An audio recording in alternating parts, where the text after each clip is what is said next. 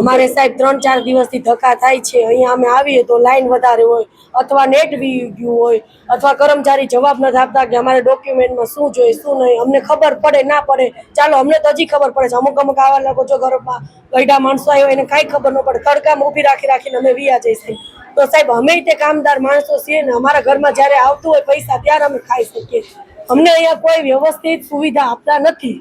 KYC ની યોજના કાઢે છે, આધાર કાર્ડમાં અપડેટ કરાવવાનું કરે છે, તો તમે બધી સુવિધા અમને દો છો અમારી માટે, તો અમને તમે એ લોકો કેમ અમને સુવિધા નથી આપતા કે તમને આ લોકો 5 બારી વધારે આપે એમ?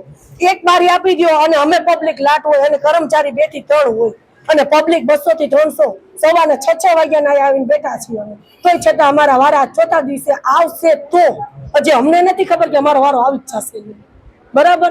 એટલે અમને કોઈ જાતની ગવર્મેન્ટ તરફથી પૂરી લાભ અને સુવિધા મળતી નથી। અમે જમાવીને 5-5 વાગે ઘરે પાછા આવ્યા જાય છીએ। એટલે આની માટે તમે કાંઈક અમારી માટે કરી દો તો સારું સાહેબ। વોટ તો અમે તમને આપીએ જ છીએ ને તમારે રેગ્યુલર, પણ તમે લોકો અમને કામ નથી આપી શકતા રેગ્યુલર।